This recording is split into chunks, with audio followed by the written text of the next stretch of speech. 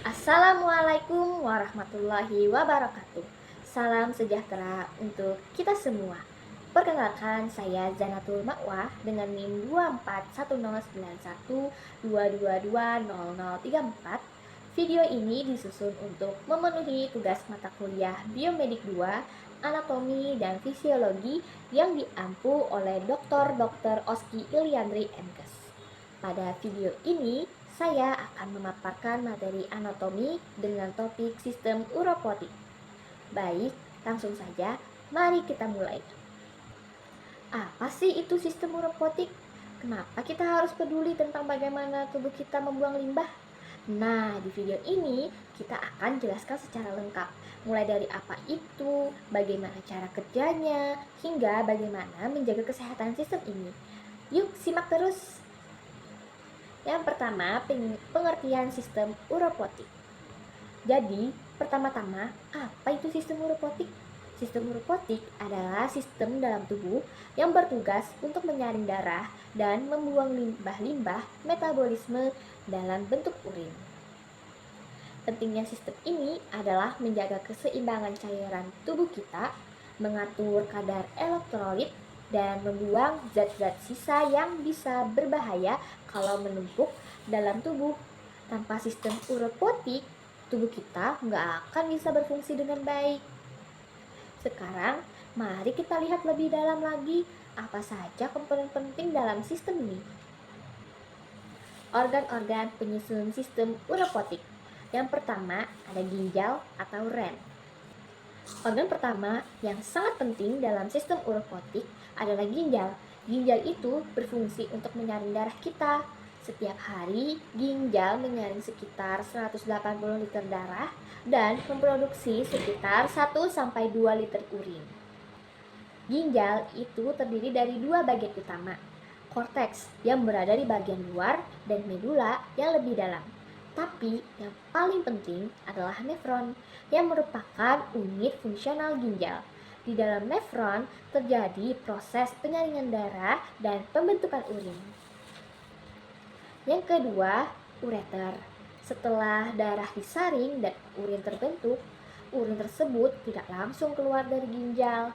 Ada saluran yang disebut ureter yang berfungsi untuk mengalirkan urin dari ginjal ke kandung kemih.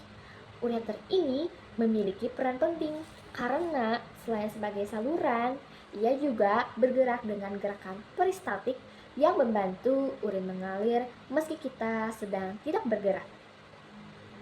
Yang ketiga, kandung kemih atau vesika urinaria. Setelah urin melalui ureter, urin akan masuk ke dalam kandung kemih. Ini adalah tempat penyimpanan urin sementara sebelum akhirnya dikeluarkan. Kandung kemih ini bisa menampung sekitar 300 hingga 500 ml urin dan bisa membesar atau mengecil tergantung seberapa penuh. Yang keempat, uretra. Dan akhirnya ada uretra, yaitu saluran yang mengeluarkan urin dari tubuh. Saluran ini lebih panjang pada pria dibandingkan wanita, dan perannya sangat penting dalam proses ekskresi urin dari tubuh kita. Selanjutnya, proses pembentukan urin. Proses pembentukan urin adalah proses yang kompleks dan sangat penting dalam menjaga keseimbangan cairan serta membuang zat-zat sisa dari tubuh. Proses ini terjadi di dalam unit fungsional ginjal yang disebut nefron. Setiap ginjal memiliki sekitar 1 juta nefron dan disinilah urin dibentuk melalui 3 tahapan utama, yaitu yang pertama filtrasi atau penyaringan, yang kedua reabsorpsi atau penyerapan kembali, dan yang ketiga sekresi atau pengeluaran zat sisa tambahan. Yang pertama, filtrasi atau filtration terjadi di glomerulus. Filtrasi adalah proses penyaringan darah yang terjadi di bagian awal nefron, yaitu di glomerulus, yang merupakan jaringan pembunuh kapiler kecil di dalam kapsula Bowman. Tekanan darah yang cukup tinggi di dalam glomerulus memaksa air dan zat-zat kecil seperti glukosa, asam amino, urea, garam-garam mineral, air, untuk keluar dari darah dan masuk ke dalam kapsula Bowman. Zat yang lebih besar seperti sel darah merah dan protein tidak bisa melewati dinding glomerulus, sehingga tetap tinggal di dalam darah. Cairan hasil filtrasi ini disebut filtrat glomerulus dan jumlahnya sekitar 180 liter per hari. Yang kedua, reabsorpsi atau reabsorption terjadi di tubulus proximal dan lekung Henle. Setelah filtrasi, filtrat glomerulus masuk ke tubulus proximal. Disinilah proses reabsorpsi terjadi, yaitu penyerapan kembali zat-zat penting ke dalam darah. Zat yang diserap kembali meliputi glukosa. Hampir seluruhnya diserap kembali karena tubuh masih membutuhkannya sebagai energi. Asam amino, ion penting seperti natrium atau Na+, kalium atau K+, dan kalsium atau Ca2+. Air diserap secara osmosis agar tubuh tetap terhidrasi. Proses ini sangat selektif dan bergantung pada kebutuhan tubuh saat itu. Jika tubuh kekurangan air, lebih banyak air akan diserap kembali. Reabsorpsi terjadi sepanjang tubulus ginjal, tubulus proksimal. Mayoritas reabsorpsi berlangsung di sini. Lengkung Henle menyerap air dan ion natrium untuk mengatur konsentrasi urin. Tubulus distal mereabsorpsi akhir yang masih bisa disesuaikan oleh hormon seperti ADH dan aldosteron. Yang ketiga, sekresi atau secretion terjadi di tubulus distal dan collectivus. Setelah penyerapan, proses berikutnya adalah sekresi, yaitu pengeluaran zat-zat sisa dari darah ke dalam tubulus ginjal. Zat yang disekresikan antara lain ion hidrogen atau H+ dan kalium atau K+ untuk menjaga keseimbangan pH darah dan elektrolit. Amonia atau NH3, obat-obatan atau zat asing yang harus dikeluarkan tubuh. Proses ini juga membantu tubuh membuang kelebihan zat tertentu dan menyeimbangkan kondisi internal. Selain melewati tubulus collectivus, cairan tersebut kini telah berubah menjadi urin yang sesungguhnya mengandung air, urea, sedikit garam, dan zat-zat sisa lainnya. Hasil akhir pembentukan urin dari sekitar 180 liter filtrat yang disaring setiap hari, hanya sekitar 1-2 liter yang benar-benar dikeluarkan sebagai urin. Selebihnya diserap kembali ke dalam darah. Urin ini kemudian dialirkan melalui ureter, disimpan sementara di kandung kemih, dan akhirnya dikeluarkan melalui uretra saat buang air kecil. Selanjutnya, fungsi lain ginjal. Tentu saja ginjal tidak hanya berfungsi untuk menyaring darah dan membuang urin. Ginjal juga memiliki fungsi lain yang sangat penting untuk tubuh. Salah satunya adalah mengatur tekanan darah melalui sekresi hormon renin yang berfungsi untuk mengontrol keseimbangan natrium dan volume darah.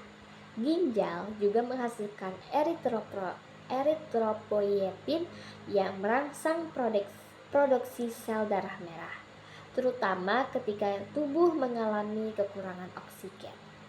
Ginjal juga berperan dalam menjaga keseimbangan asam basa tubuh yang sangat vital untuk proses metabolisme dalam tubuh kita. Fakta menarik tentang ginjal.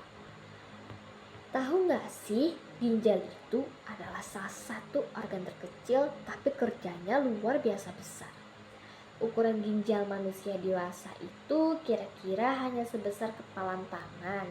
Tapi dua ginjal kita mampu menyaring sekitar 180 liter darah setiap harinya. Dari semua darah itu, hanya sekitar 1-2 liter yang akan keluar sebagai urin. Sisanya diserap kembali ke tubuh. Artinya ginjal bekerja terus-menerus tanpa henti 24 jam sehari. Fakta menarik lainnya, kita sebenarnya bisa hidup hanya dengan satu ginjal. Banyak orang yang menyumbangkan salah satu ginjalnya dan tetap hidup sehat. Ginjal yang tersisa akan menyesuaikan dan mengambil alih beban kerja tambahan. Dan terakhir, warna urin kita bisa memberikan informasi penting tentang kesehatan. Misalnya, jika urin berwarna kuning terang, itu tandanya kamu cukup minum. Kalau warnanya kuning gelap, mungkin kamu perlu minum lebih banyak air.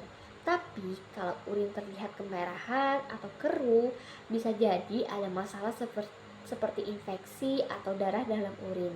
Jadi jangan pernah abaikan warna urin kamu. Proses mikturisi atau buang air kecil. Buang air kecil atau mikturisi bukan cuma soal mengosongkan kandung kemih, tapi juga melibatkan sistem saraf dan koordinasi otot yang rumit. Begini prosesnya, ketika kandung kemih mulai terisi sekitar 200 sampai 300 ml urin, sensor tekanan di dinding kandung kemih akan aktif. Sensor ini akan mengirim sinyal ke sumsum tulang belakang dan otak untuk memberitahu bahwa sudah waktunya buang air kecil. Kalau kita sedang di tempat yang aman, otak akan mengirim sinyal balik ke otot kandung kemih, disebut otot detrusor, untuk berkontraksi dan sphincter uretra akan terbuka. Maka urin pun keluar melalui uretra. Yang menarik, proses ini sebagian adalah refleks otomatis, tapi bisa dikontrol secara sadar. Itulah kenapa kita bisa memilih menahan atau buang air kecil tergantung situasi. Namun, menahan terlalu sering atau terlalu lama bisa membuat otot-otot kandung kemih menjadi lemah, dan ini bisa menimbulkan masalah di kemudian hari.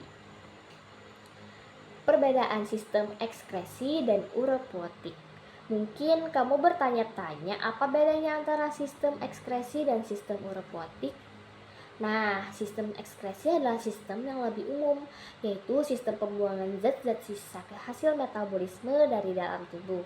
Organ yang termasuk dalam sistem ekskresi antara lain paru-paru, membuang karbon dioksida atau CO2 dari hasil pernapasan. Kulit, membuang air, garam, dan urea dalam bentuk keringat. Hati mengubah zat beracun seperti amonia menjadi urea dan membantu detoksifikasi.